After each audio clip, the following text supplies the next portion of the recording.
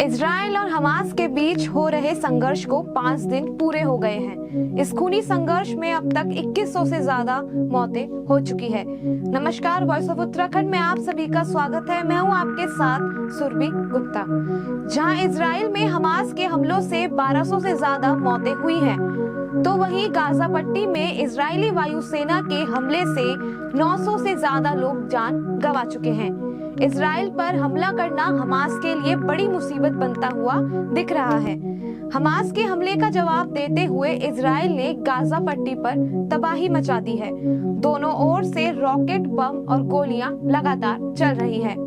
Israel ने ठान लिया है कि वो आतंकवादी ग्रुप हमास के ठिकानों को चुन चुनकर खत्म कर देगा। एक रिपोर्ट सामने आई है जिससे इस बात का अंदाजा लगाया जा सकता है। रिपोर्ट के अनुसार इजराइल गाजा से बाहर निकलने वाले एकमात्र रास्ते पर भी लगातार हमला कर रहा है। ऐसे में इजराइल ने हमास को हर तरफ से ही घेर लिया है।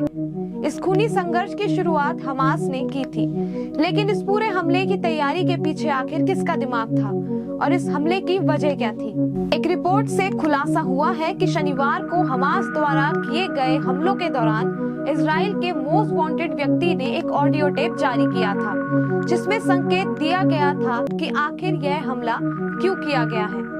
जारी ऑडियो टेप में संकेत दिया गया कि यह इजराइल द्वारा यरूशलेम की अल अक्सा मस्जिद पर किए हमलों का बदला है।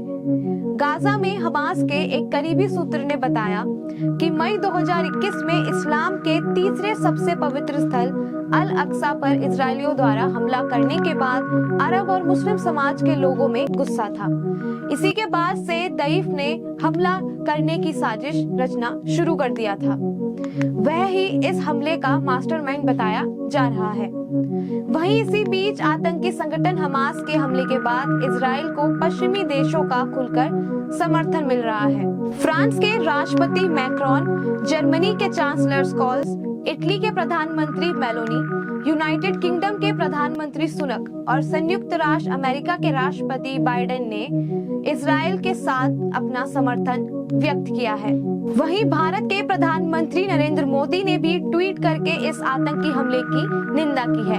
इसके अलावा सूत्रों ने बताया है कि सेना के शीर्ष अधिकारी हमास के हमले का विस्तार से अध्ययन कर रहे हैं। हमास के हमले के पैटर्न को समझकर भविष्य में इस तरह के संभावित हमलों से बचाव की रणनीति बनाने में इससे मदद मिलेगी, इसलिए इसका विस्तार से अध्ययन किया जा रहा है। ऐसी अहम खबरों से जुड़े रहने के लिए चैनल को लाइक और सब्सक्राइब करें। धन्यवाद।